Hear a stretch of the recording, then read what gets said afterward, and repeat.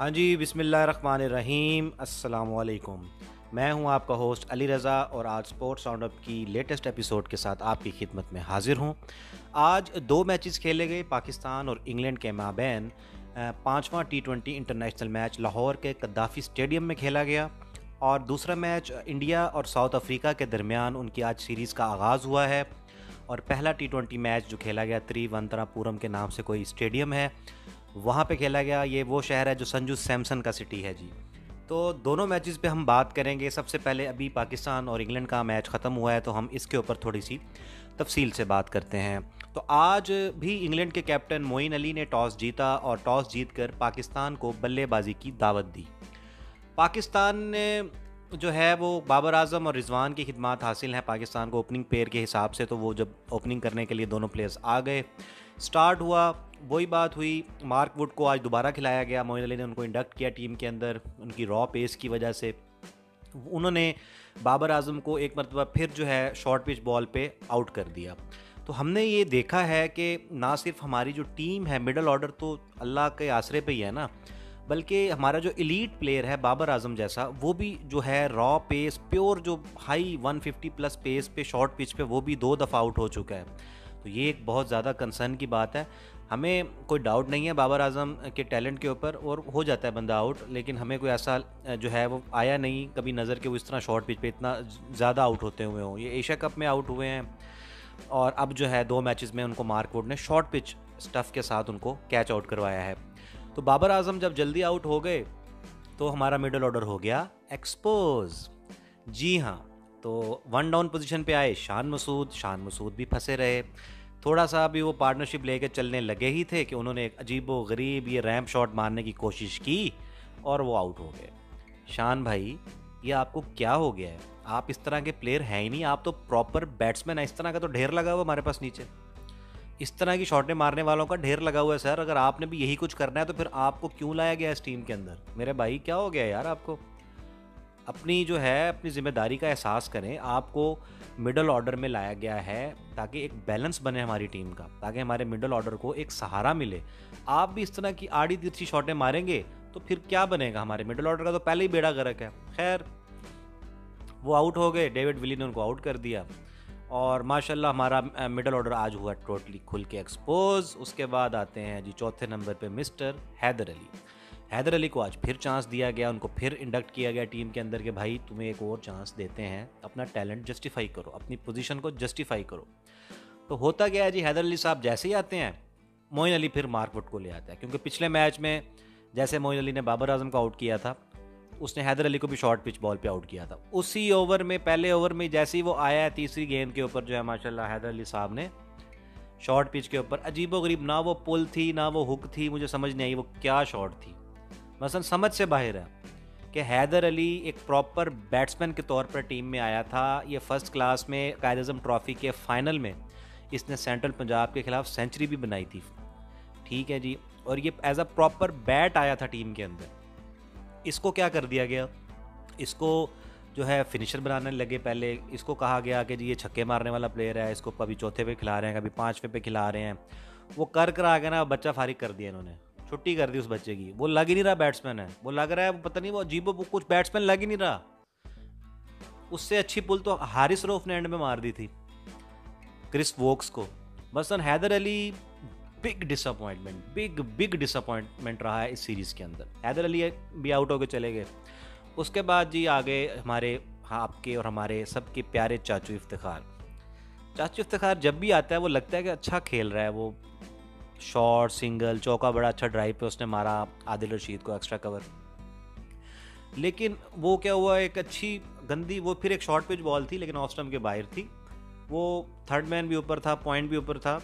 थोड़ा सा अगर उसे ऊपर से वो मार देता तो चौका भी हो सकता था। खैर, वो उसने फील्ड पॉइंट के हाथ में दे दी तो जो है चाचू इफ्तिखार भी आउट हो गए। अब दूसरे एंड पे रिजवान अपने हिसाब से स्कोर करी जा रहा है, बीच में एक आधी बाउंड्री भी मार रहा है, सिंगल भी ले रहा है, सारा कुछ हिसाब किताब चल रहा है। आज हमने क्या किया, आज एक ब्रेव डिसीजन, बाबर आजम साहब क्या बात है आपकी, शुक्र है आपने, चले वो नहीं चला अलहदा बात है, लेकिन आपने आज डिसीजन अच्छा किया। आसिफ अली को भेज दिया गया जी नंबर 6 पे। 4 विकेटें गिर गई हैं। आसिफ अली साहब आते हैं, 9 ओवर्स पड़े हुए हैं, 9 ओवर्स रिमेनिंग। ओके, तो होता क्या है जी, मोइन अली फिर मार्कवुड को ले आता है। एक तो मार्कवुड ने ना सानू तबाही भेजती साड़ी आज, ठीक है। तो मार्कवुड फिर आ गया और आसिफ अली उसके सामने आया। आसिफ अली ने ना जो है एक स्लॉग सा किया शॉर्ट पिच बॉल पे, वो खैर प्रॉपर हिट नहीं लगी, वो चौका हो गया, ठीक है जी। अच्छा जी, अब वो वसीम अकरम भी कमेंट्री में कह रहे थे कि ये प्रॉपर कोई शॉट नहीं थी, ये एक स्लॉग ही था। अब क्या हुआ, अब आसिफ अली के जहन में होगा कि अब तो चौका इसने चौका मैंने मार दिया इसे, तो अब ये मुझे बाउंसर मारे ही मारे। उन्होंने विकेटें छोड़ दी, विकेटें छोड़ दी उन्होंने, ठीक है जी। उन्होंने विकेट्स छोड़ दी और विकेटें छोड़ी, उसने यॉर्कर मार दिया और क्लीन बोल्ड हो गए आसिफ अली साहब। ये लो जी, भेज लो आसिफ अली ने, तुसी पहले ज़्यादा बॉल फेस कराना आसे ना, भेज लो पहले। ये हुआ जी हमारे साथ कि वो बंदे ने विकेटें ही छोड़ दी और उसने यॉर्कर मार के बोल्ड कर दिया। आपके 9 ओवर पड़े हुए, 8 ओवर पड़े हुए, भाई क्या है ये, व्हाट वाज दैट। तो जी आसिफ अली साहब जी माशाल्लाह जो है वो, उनको जब 9 ओवर्स दिए गए कि मेरे भाई जाओ खेलो जाके, आप सब लोग गिला करते हैं कि आप ऊपर नहीं भेजते, हम आपको ऊपर नहीं भेजते, तो जी ऊपर भेज के देख लिया, ये किया आसिफ अली साहब ने, ठीक है जी। उसके बाद जी आ जाते हैं हमारे नवाज़ साहब। अब नवाज़ साहब आ गए हैं। अब हम सबको पता है कि रिजवान विकेट्स जो रनिंग करता है बिटवीन द विकेट्स, वो बहुत तेज़ है, वो सिंगल को हमेशा डबल में कन्वर्ट करता है, ठीक है। ऐसी एक हुई सीन, यानी कि वो उसने, अब चलें वो तो शादाब खान के साथ हुआ ना, नवाज़ के साथ क्या हुआ, टैप एंड रन के लिए वो आगे बढ़े क्रीज से, नवाज तो रिजवान ने उसको नो की कॉल, बड़ी क्लियर नो की कॉल भी दे दी। अब वो आराम आराम से जा रहा है पीछे, उसने थ्रो मार दी और डायरेक्ट हिट लगी और आउट हो गया। इसके बाद शादाब साहब आए हैं। शादाब ने भी जो है यही सिंगल था, पहला सिंगल, उसने इतना स्लो भागा। अब पता है कि वो डबल की कॉल दे रहा है कि 2-2-2-2, लेकिन वो क्या हुआ कि शादाब साहब ने जो पहला सिंगल इतना स्लो लिया, जब दूसरे रन उन्होंने लेने के लिए भागे तो उन्हें अंदाज़ा हुआ कि वो लेट है थोड़ा सा, तब उन्होंने थोड़ी दौड़ तो लगाई, लेकिन वो भाई आउट हो गए। तो हमारे 2 रन आउट्स हो गए। कितनी बड़ी बैड लक है ये हमारी कि नवाज़ और शादाब जो कि अच्छी खासी हिटिंग करने की अहलियत रखते हैं, वो दोनों इस तरह करके रन आउट हो गए, ठीक है जी। उसके बाद हमारे बॉलर्स की लाइन शुरू हो गई। मसलन आमिर जमाल आ गए, जो डेब्यू कर रहा था बच्चा आज, ठीक है, लड़का आज डेब्यू कर रहा था, आमिर जमाल आया, 8-10 रन की आउट हो गया, शॉर्ट पिच बॉल थी अगेन। उसके बाद हमारे हारिस रऊफ साहब आ गए। हारिस रऊफ ने एक बड़ा अच्छा छक्का मारा और अगली ही बॉल पे वो कैच दे के आउट हो गया और हम 19 ओवर्स में ऑल आउट हो गए 145 रन्स पे। अब मैं इस बैटिंग अप्रोच पे, इस मिडल ऑर्डर का क्या करूं? अब तो थक गए हैं यार, हम बोल के थक गए हैं, लेकिन किसी पे कोई असर नहीं होता, हमारे चीफ सेलेक्टर पे कोई असर नहीं होता, क्योंकि आज का मैच भी हम जीत गए हैं ना, तो वो सारी चीज़ें कारपेट के नीचे, ठीक है, ओके सब। Mohammad Islam well done, very well done, आपने टीम कमाल सेलेक्ट की है। उसके बाद जी इंग्लैंड ने हमसे भी बुरी बैटिंग करके ये मैच हार लिया। हमसे भी बुरी बैटिंग की है उन्होंने, ठीक है जी। हमने बॉलिंग भी अच्छी की है नो डाउट, लेकिन ये क्या अप्रोच थी भाई, समझ से बाहर है। मतलब नवाज़ ने आउट कर दिया, आते ही आउट कर दिया। उसके बाद जो है बॉलर्स ने अच्छी बॉलिंग की, हमारे मोहम्मद वसीम जूनियर ने भी विकेट ली, हारिस रऊफ ने भी आते ही विकेट ली, शादाब खान एक मतलब फिर जब वापस कम बैक कर रहे थे, उन्होंने बॉलिंग बहुत अच्छी की और एक विकेट भी, बड़ी अच्छी विकेट भी ली उन्होंने। चाचू इफ्तिखार ने जो 4 ओवर्स में 16 रन दिए हैं ना, वो कमाल थे, और विकेट भी उन्होंने बड़ी आला बैंड विकेट की, उनको LBW करके ली। तो ये बीच में स्पिनर्स ने इनको फंसाई रखा, ये ऐसा ऐसा चलते रहे। मोइन अली आके एक एंड संभाल लिया, मोइन अली ने, वो ऐसा चलते रहे, उनके साथ विकेट्स गिरती रहीं। अब मोइन अली साहब ने क्या किया आज यार, इंग्लैंड की मैनेजमेंट ने, चाचू इफ्तिखार बॉलिंग करा रहा है और फंसाया हुआ खब्बों को। उन्होंने खब्बा एक आउट हो रहा है, दूसरा खब्बा आ रहा है, दूसरा खब्बा आउट हो रहा है, तीसरा खब्बा आ रहा है, तीसरा खब्बा आउट हो रहा है, चौथा खब्बा आ रहा है। चाचू ने 4 ओवर निकाल लिया, क्या बात। खैर बहुत अच्छे हमारे स्पिनर्स ने बीच में उनको फंसाई रखा। मोइन अली ने एक एंड संभाल लिया और उन्होंने अपने हिसाब से रन बनाने शुरू कर दिए। क्रिस वोक्स आते हैं उनके साथ, और उनके साथ उनकी एक पार्टनरशिप चलना शुरू हो जाती है, जो कि आखिरी 2-3 ओवर्स तक वो ले जाते हैं मैच को। आखिरी 3 ओवर्स में 40 रन चाहिए था, तो 40 रन चाहिए थे, उसमें जो है हमारे मोहम्मद वसीम जूनियर अच्छा ओवर निकाल जाते हैं और उनको सिर्फ 12 रन पड़ते हैं, और आखिरी 2 में 28 रह गया। अब जब 2 में 28 रह गया तो एक फैसला ये करना था, क्योंकि मोहम्मद वसीम के भी ओवर ख़त्म हो गए थे, हारिस रऊफ का 1 ओवर पड़ा हुआ था, ठीक है, और बाकी हमारे सारे बॉलर्स के ओवर ख़त्म हो गए थे। तो फैसला ये करना था कि आमिर जमाल 19वां ओवर करेगा या 20वां ओवर करेगा। तो वहाँ पे मैं बाबर आजम को दाद देता हूँ कि उन्होंने कैप्टनसी आज बहुत अच्छी की है, क्योंकि लो टोटल डिफेंड जो है वो सिर्फ आपको एक अच्छा कैप्टन ही करवा सकता है। तो आज बहुत अच्छी कैप्टनसी की, फील्डिंग पोजीशंस बहुत अच्छी थी, पाकिस्तान ने फील्डिंग भी बहुत अच्छी की। और आपको मैं रिमाइंड कराता चलूँ कि लाहौर के कदाफ़ी स्टेडियम में आज ओस भी बहुत पड़ी हुई थी, बहुत ज़्यादा ड्यू थी। तमाम प्लेयर्स जो फील्डर्स थे उनके हाथों में, उनके ट्राउजर्स में तौलिए थे और वो बार बार बॉल को अच्छे तरीके से ड्राई कर रहे थे। तो इन कंडीशंस में मैं अगर बात करूँ तो ऑल क्रेडिट टू पाकिस्तान कि उन्होंने गीले बॉल के साथ जो ये 145 का जो टारगेट है, इसको जो डिफेंड किया है इन्होंने, तो क्रेडिट बिल्कुल पाकिस्तानी बॉलर्स के पास जाता है। तो उसके बाद सेकंड लास्ट ओवर पे डिसाइड ये हुआ कि हारिस रऊफ करेंगे। हारिस रऊफ ने अच्छा ओवर निकाला, मेरे ख्याल में उस कॉन्टेक्स्ट में अगर 13 रन या 12 रन उनको उन्होंने दिए हैं तो एक ठीक है। तो अच्छा उन्होंने ओवर निकाला, तो 13 रन उन्होंने दिए और आखिरी ओवर में रह गए 15 रन। डेब्यूटेंट को बॉल थमा दी गई कि भाई आओ और 15 रन को बचाओ। और उसको एक आज मुझे जो कैप्टनसी की मैं बात कर रहा था ना बाबर आजम की, उनको प्लान दिया गया कि आपको मोइन अली को वाइड यॉर्कर्स करने हैं, हम आपको पॉइंट थर्ड मैन ऊपर ले लेंगे, पॉइंट कवर और एक्स्ट्रा कवर बाहर ले लेंगे, ठीक है। तो उस लड़के ने भी कमाल बॉलिंग की है, पिन पॉइंट उसने यॉर्कर्स किए हैं। पहली बॉल तो खैर लो फुल टॉस हो गई थी, खैर वो मिस हो गई उससे। उसके बाद मोइन अली ने एक यॉर्कर अच्छा किया, सिंगल डिनाई कर दिया, ठीक हो गया। उसके बाद जो है 4 बॉलों पे 15 रन, फिर एक वाइड हो गई, 4 पे 14 रह गया। उसके बाद तीसरी बॉल पे उसने छक्का मार दिया, वो एक ही स्लॉट डिलीवरी की आमिर जमाल ने और बड़ा लंबा छक्का मारा मोइन अली ने। 3 बॉलों पे रह गए 8 रन। उसके बाद फिर एक पिन पॉइंट वाइड यॉर्कर किया, उसने सिंगल को डिनाई कर दिया। हालांकि दूसरे एंड पे डेविड विली खड़ा था जो कि छक्के मार सकता है। तो ये मुझे समझ नहीं है कि मोइन अली ने सिंगल्स क्यों डिनाई किए। तो फिर रह गए 2 बॉलों पे 8 रन। उसके बाद फिर उसने बहुत अच्छा पिन पॉइंट यॉर्कर किया और वो भी वाइड यॉर्कर था और सिंगल ही हुआ। तो एक बॉल पे 7 रन और डेविड विली थे ऑन स्ट्राइक। तो बच्चे पे बहुत ज़्यादा प्रेशर था, सारी कौम की उम्मीदें इस लड़के से थी और ये अपना पहला मैच खेल रहा था। आप सोचें कि वो कितना अंडर प्रेशर होगा, लेकिन उसके फेस से ये लग नहीं रहा था कि वो अंडर प्रेशर है। तो उसने बहुत अच्छा जो है लेंथ बॉल की, टांगों में फंसाया हुआ था, फंसा के यानी कि विली को, और उससे शॉट नहीं लगी, मिस हिट हुई, सिर्फ 1 रन बना और पाकिस्तान ने ये मैच 6 रन से जीत लिया। तो all credit to Pakistan, all credit to Babar Azam's captaincy specially. लेकिन सर हमारे मिडल ऑर्डर के कंसर्न्स वहीं के वहीं हैं। आज फिर हमारा मिडल ऑर्डर खुल के एक्सपोज हुआ है। अब हम कहाँ जाएं, किससे जाके ये अपना जो रोना है, ये रोना धोना हम जो है उसको दिखाएं, किधर जाएं हम कि हमारा मिडल ऑर्डर क्या, ये इस मिडल ऑर्डर के साथ हम वर्ल्ड कप में ऑस्ट्रेलियन पिचेस पे सरवाइव कर सकेंगे? हमसे तो पाकिस्तानी पिचेस पे शॉर्ट पिच स्टफ नहीं खेला जा रहा भाई, हमसे तो यहाँ पे शॉर्ट पिच नहीं खेला जा रहा। एशिया कप में इंडिया ने भी हमें शॉर्ट पिच पे 4-5 हमारे आउट कर दिए थे, जहाँ थोड़ा सा उनको बाउंस मिला था। तो हम कैसे सरवाइव करेंगे जब तक प्रॉपर बैट्स नहीं होंगे हमारे पास, प्रॉपर बैट्समैन नहीं होंगे हमारे मिडिल ऑर्डर में? तो पता नहीं, अल्लाह के आसरे पे चल रहे हैं। आज भी 145 जैसा लो टोटल हमने डिफेंड कर लिया अल्लाह के आसरे पे। तो समझ नहीं आ रही, कंसर्न्स अपनी जगह मौजूद हैं, साथ साथ मैं थोड़ा चाय की चुस्की भी लगा लूँ। मिडल ऑर्डर कंसर्न्स हमारे वहीं के वहीं हैं। बॉलर्स ने आज भी हमें मैच जिताया है, फील्डिंग ने और बॉलिंग ने। आखिर कब तक हम बॉलिंग से ही मैच जीते रहेंगे? हम कब तक बॉलर्स को कहेंगे कि फार एंड पे जाओ बेटा, जाओ उस एंड पे जाके ना हमें मैच जिता के दो, हमने तो 140, 45 और 150 ही करना है, तो बस आपकी ड्यूटी हमें मैच जितवा के देना। हमें नहीं पता, मुझे नहीं पता, मैंने नहीं पता, सानू मैच जिता के दो। मतलब ये समझ से बाहर है। मतलब ये चीज़ जो है ना, हमारी बैटिंग एक कंसर्न है। विदाउट बाबर आजम और रिजवान हम बिल्कुल ज़ीरो हो जाते हैं। आज भी बाबर जल्दी आउट हुआ, हमारा मिडल ऑर्डर एक्सपोज हो गया भाई। आज तो आसिफ अली को भी 9 ओवर मिल गए थे, क्या कर लिया उसने?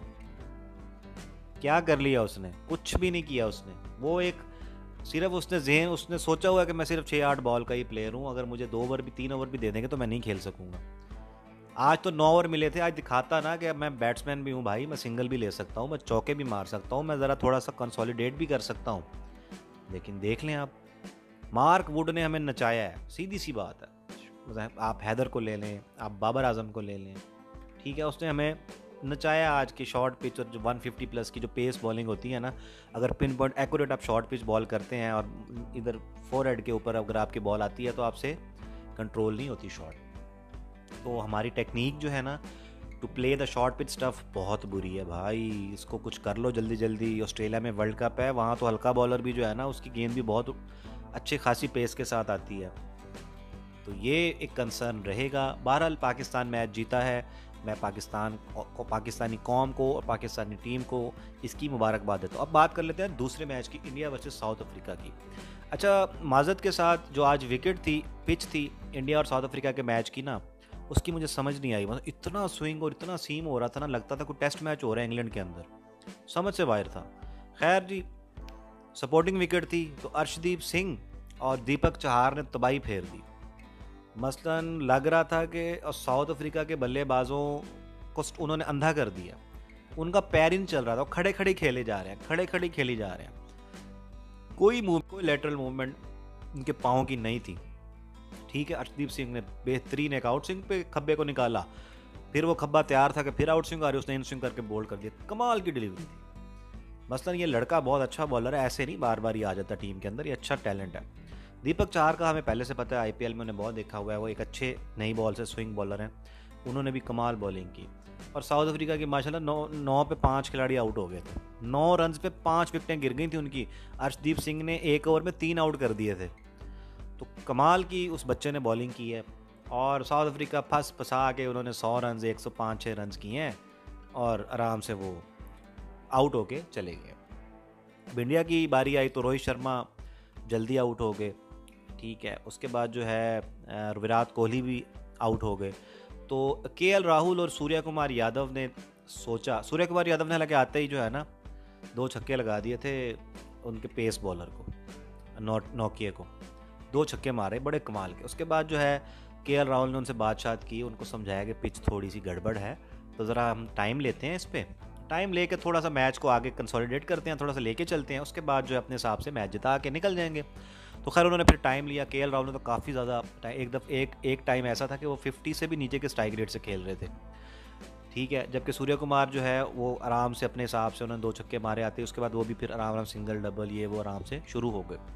खैर इंडिया ने ये मैच जो है 16.4 ओवर्स में जीत लिया। सूर्य कुमार यादव ने एक मतलब फिर 33 गेंदों पे 51 रन, 50 रन की शानदार इनिंग खेली। केएल राहुल ने भी 51 रन बनाए, कमाल की बैटिंग की उन दोनों ने, और बहुत अच्छी और बड़ी मुश्किल विकेट थी ये। वैसे अगर आप नज़र में अगर लाएं कि पिच के कितना मुश्किल था और पेस बॉलर्स को कितनी हेल्प मिल रही थी, तो उस हिसाब से दोनों ने बहुत अच्छी बैटिंग की। स्काई जो है ना, सूर्य कुमार एक कहते हैं कि आज के दौर का मिस्टर 360 है, मैं उसको न्यू एबी कहता हूँ कि ये न्यू इरा का एबी डिविलियर्स है।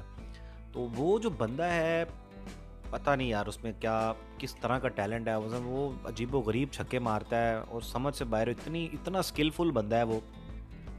और जितना उसके पास जो है अपने आर्मरी के अंदर शॉट्स हैं, एक ही बॉल को 2-3 जगह मारना जो है ना, ये कोई आसान बात नहीं होती, और उसमें वो स्किल है, और वो एक नई सेंसेशन है इस टाइम, और वर्ल्ड T20 रैंकिंग में वो दूसरे नंबर पे भी आ गया, बाबर आजम तीसरे पे आ गए हैं। खैर आज का जो मैच था वो मुझे इंडिया साउथ अफ्रीका इतना मज़ा नहीं आया, क्योंकि बोरिंग सा मैच था, क्योंकि 1 साइडेड ही कर दिया इंडियन बॉलर्स ने। तो उम्मीद करते हैं कि अगले जो आने वाले 2 मैचेस हैं वो अच्छे होंगे, कंपेटिटिव मैच होने चाहिए यार। साउथ अफ्रीका को कुछ फाइट देनी चाहिए। अब इंडिया ठीक है, एक स्ट्रॉन्ग टीम है, स्पेशली अपने होम ग्राउंड में वो किसी को नहीं भी खातिर में लाते, वो नहीं देखते ऑस्ट्रेलिया, साउथ अफ्रीका, इंग्लैंड है, सबको ऐसे ठोकते हैं, ठीक है। लेकिन साउथ अफ्रीका को जो है अच्छी फाइट देनी चाहिए। भाई आपके पास अच्छी बैटिंग बॉलिंग है, क्या किया आपने, मुझे समझ नहीं आई, पता नहीं पहला मैच था, बिल्कुल ही क्या कर दिया इन्होंने। वही T20 अप्रोच है कि बैट्समैन आते हैं और उन्होंने बस इंटेंट के नाम पे जो है ना, ये भी नहीं देखना कि बॉल पिच कैसा है, बॉल कैसा बिहेव कर रहा है, बस उन्होंने चलाने हैं बल्ले चलाने और आउट हो जाना है, तो यही हिसाब किताब है। तो उम्मीद करते हैं कि आने वाले जो 2 मैचेस हैं इंडिया साउथ अफ्रीका के, वो कम्पेटिटिव होंगे और साउथ अफ्रीका कुछ फाइट पुट अप करेगा इंडियन बॉलिंग लाइन या इंडियन बैटिंग लाइनअप के आगे, और इंटरेस्टिंग मैच और क्लोज फिनिशेस होने चाहिए, जैसे ऑस्ट्रेलिया और इंडिया के बड़े अच्छे कम्पेटिटिव सीरीज़ हुई है उनकी। तो हम उम्मीद करते हैं कि आने वाले 2 मैचेस में साउथ अफ्रीका इंडिया को अच्छी फाइट देगा और आने वाले 2 मैचेस अच्छे होंगे। और आज बुमराह भी हालांकि नहीं खेले, तो अच्छा मेरे ख्याल में उनको रेस्ट दे के खिलाएंगे। और आज जो है दीपक चहार और अश्विन ने भी बड़ी अच्छी बॉलिंग की। आज अश्विन को देख के बड़ा अच्छा लगता है, वाइट बॉल के अंदर भी बहुत कम खिलाते हैं ये उसे, लेकिन रविचंद्र अश्विन ने भी बड़ी अच्छी नपी तुली उसने बंदे ने बॉलिंग की। और फास्ट बॉलिंग जो है स्पेल वो देखने वाला था। आप हाइलाइट्स में भी देखिएगा कि क्या कमाल अर्शदीप ने और दीपक चाहर ने नचाया उनको ना, साउथ अफ्रीकन टॉप ऑर्डर को तबाह कर दिया उन्होंने, मैच वहीं पे ख़त्म कर दिया था। मेरे हिसाब से इंडिया को तो ये 40-50 के अंदर निपटा देनी चाहिए थी टीम, यानी 100 रन तक वो चले गए। खैर अच्छा जो है बॉलिंग देख के तो मज़ा आया नो डाउट, लेकिन एक बोरिंग मैच था, सीधी सी बात है। वन साइडेड इंडिया ने हरा दिया यार। थोड़ा सा बच्चों को, इंडिया को मैं कहूँगा थोड़ा सा यार उनको चांस दो, कोई बात नहीं। तो देखते हैं जी आने वाले मैचेस इनके कैसे होंगे। और एक बात मैं इंडिया की आवाम को और इंडियन कैप्टन को भी मैं जो है मुबारकबाद दूंगा कि आपने भी अपना पहला मैच जीता। इधर हमने, पाकिस्तान ने भी अपना मैच जीत लिया और सीरीज़ में 3-2 से हमारी बढ़तरी हो चुकी है। अब जो है अगले 2 मैचेस हैं, एक फ्राइडे को होगा, एक संडे को होगा। तो अब ये समझ लें कि अगर पाकिस्तान एक मैच जीत जाता है और हम उम्मीद करेंगे कि हम फ्राइडे वाला मैच भी जीतें ताकि वो फाइनल वाला टेंशन ख़त्म हो और हम ये सीरीज़ बासानी जीते हैं। तो इंडिया की तो टीम है ही बहुत अच्छी, इंडिया की तो इसमें तो कोई दो राय नहीं है। तो देखते हैं कि आने वाले इंडिया के 2 मैचेस, इंडिया साउथ अफ्रीका के कैसे होते हैं, और पाकिस्तान के भी अब 2 मैचेस ही रह गए और सेम डेट है। अगला मैच हमारा 30 सितंबर को है और इंडिया का भी 30 सितंबर को, और उसके बाद 2 अक्टूबर को है, इंडिया का भी 2 अक्टूबर को है।